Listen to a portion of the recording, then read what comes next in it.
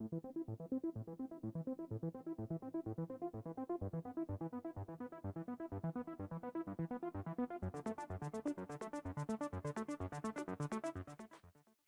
everyone, welcome back to the range. My name is Matt. This one's been a long time coming. I've tested various 77 grain OTM or Mark 262 Mod 0 or Mod 1 clones, and it's finally time to test the cream of the crop, the king of the hill. This is from Black Hills. This is the Mark 262 Mod 1. I do believe it's -C for commercial sales.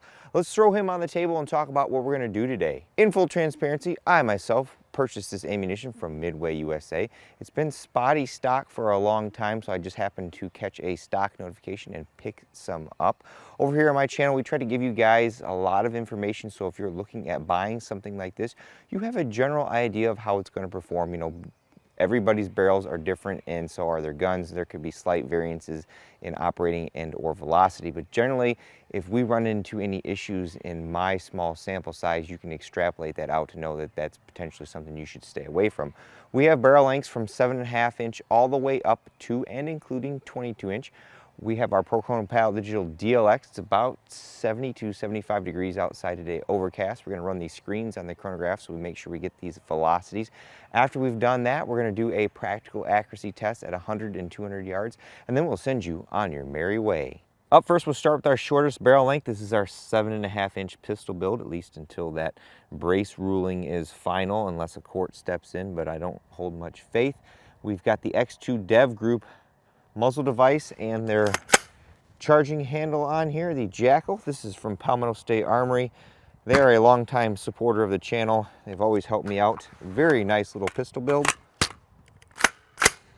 See how this is for muzzle flash.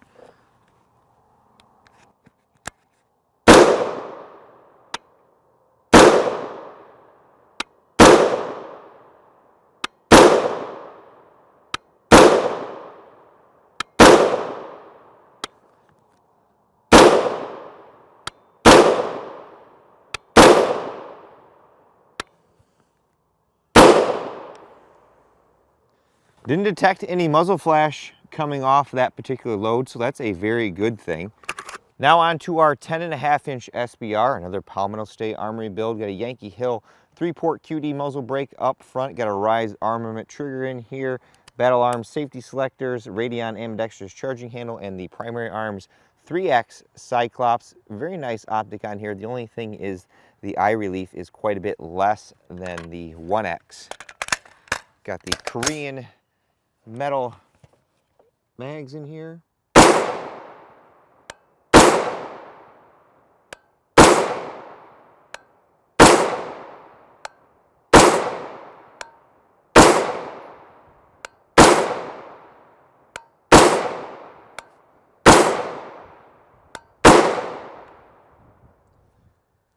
Saw just a little bit of muzzle flash with this brake, but not too bad. And now on to our 14.5 inch. This is from Pro 28 Tactical. Picked this and a 9x39 upper up a little while ago. So far, the build quality on both uppers has been very excellent. Hadn't had any problems with this one.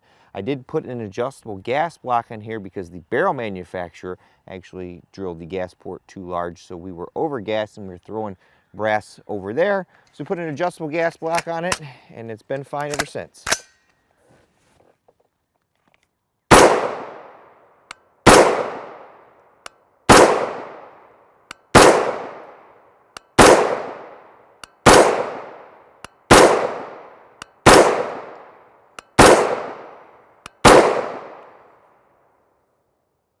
Nice, gaining some good velocity off this load. And now on to our 16 inch. This is a Springfield Hellion or Croatian VHS2 rifle. It's a bullpup. 16 inch barrel, 1-7 twist, gas piston driven. It's got a normal and suppressed setting.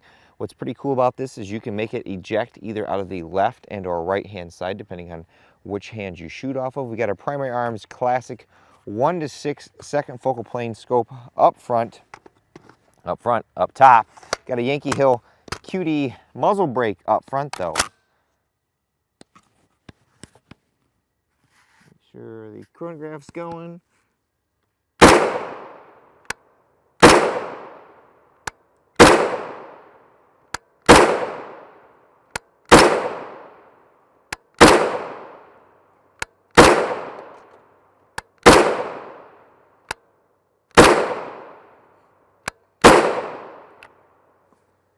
Very, very light recoiling firearm. It balances very well. You can actually shoot it, you know, one-handed like this without any support up front. It actually does pretty darn well. Got to give the Croatians pretty good credit on this particular gun. Now onto the 20-inch. This is where we should see the box stated velocity and or better. This is from Palmetto State Armory. This is their premium upper. It's got the FN double chromed barrel on it, 1-in-7 twist. It's on a no-name lower that I picked up a long time ago. Got the KCI Korean P mags here.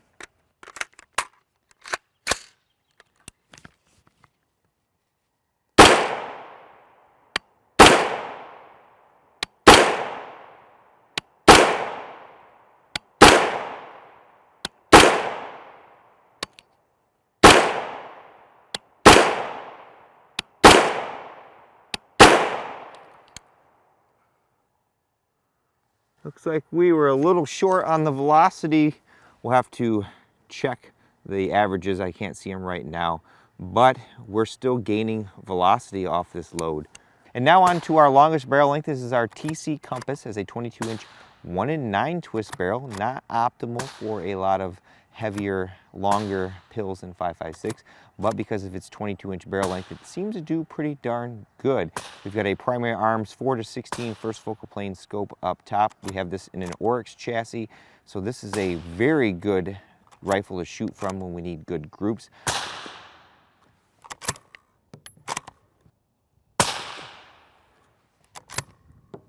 Here is our MK262 Mod 1 from Black Hills. At 100 yards, we use the TC Compass with the 22-inch barrel, our JK Armament rifle kit. We seem to get really good accuracy with that combination on that gun. A 16 power first focal plane primary arms scope. Was around 80 degrees outside today. Our control lot was our IMI M193 at 1.162 inches. Our first group of our IMI MK262 was 0.613 inches. Very impressive. Our second group opened up a little bit at 0.699 inches. Then we stepped up to our Black Hills. Our first group, downright amazing, 0.365 inches. I think this is probably one of the best 5.56 groups I've ever shot. Now the second group opened up a little bit. I don't know if it was because we picked up a little bit of wind, but 0.976 inches. Now this was the 1, 2, 3, 4, 5th or 6th group that we shot. And I don't take a lot of time between groups, you know, 3 to 5 minutes. I walk down, check the target, come back. So there's quite a bit of heat in that bolt gun at this point. But this right here speaks volumes of how well that round groups from Black Hills, especially with how hot of a velocity it is, even compared to our IMI. For shits and giggles, we did shoot the Springfield Hellion at 100 yards using a 6-power second focal plane with our Black Hills MK262 Mod 1, 1.708 inches. I can't complain about that. We'll throw the 16 power from the 22-inch on that and see if we can better. Well, Black Hills, whatever you are doing, keep it up. Here is our 22-inch with the 1-in-9 twist. We've got the JK Armament rifle kit on here. 200 yards with the 22-inch, 0.950 inches. Very, very impressive. We threw that same scope on our Springfield Hellion and the suppressor as well. 2.145 inches at 200. We stepped up to 100 with the 16-inch, and our group improved a little bit at 1.771 inches. I'm not sure where that one came from, but we had 3 of them almost touching each other, and then we had 2 of them that kind of spread out a little bit. But overall, very, very impressive. As a comparison, here is some ADI M855 at 200 from the 22-inch today at 2.421 inches. Very good job, Black Hills. Well, everyone, I think if there's anything you can take away from this video, it is that Black Hills is still king of that hill, probably why it's in such high demand and very hard to come by. That's probably the best groups that I've ever shot to date from a 5.56 gun. Now again, I'm shooting from a lead sled on a bench with a bolt gun with a suppressor on, you know, so I'm trying to take as much as myself out of the equation as possible. There are people like Milan on AR15.com who far exceed my capabilities, but that just goes to show you that, you know, based on a couple different types of ammunition that we shot, that our Black Hills was not only the best velocity-wise, but accuracy as well. I would place our IMI in a close second in terms of, you know, picks if you had to pick one or the other, or if you couldn't get the Black Hills. I wouldn't feel bad about running the IMI either. I wanted to note that through firing, you know, approximately 75 to 80 rounds of this, the only overpressure signs that I could barely note was when firing on our 22-inch. We had a little bit of primer flow and primer cratering on those that I recovered, but the edges of our primers were still all rounded. They are crimped using Lake City brass, so any of the other guns that we fired, we didn't notice any other overpressure signs. I'm sure someone in the comments below will ask me to run this in gel, and frankly, I don't see a need to. Andrew over the Chopping Block and ARFCOM, as well as Mike over at Mr. Guns and Gear, and even myself in prior testing have tested the Mod 0 and Mod 1 variant of this bullet quite a bit. And for the most part, its main #1 job is precision and accuracy. Any terminal effect that you get off of it is a side effect and never a guarantee. There's a lot of online resources that highlight the inconsistencies of this particular bullet. Sometimes you will get it to fragment and expand out. Other times it's just going to tumble. Me personally, if you were going to stack a load for terminal effect with accuracy and precision being second place, I would look into doing our Hornady TAP T2 or the T1 bullet, or even a Spear Gold Dot in 75 grain. With all that being said, it's time for me to get the heck out of here, but at the end of all my videos, I take a moment to thank all those who help make these possible. #1 is my Patreon and Subscribe Star fans. It was around $150 plus all the time involved in doing this test, so I have different affiliate links or discount codes like from RMA, you know, Buffman, that saves you 5 to 10% and then actually gives me a kickback. It costs you nothing, but that goes along to helping support the channel for when I have to make purchases like this. #2 is my wallet, again in full transparency, who purchased that ammunition to review. And of course, #3 is you all for watching. Until next time, I'll catch you at the range.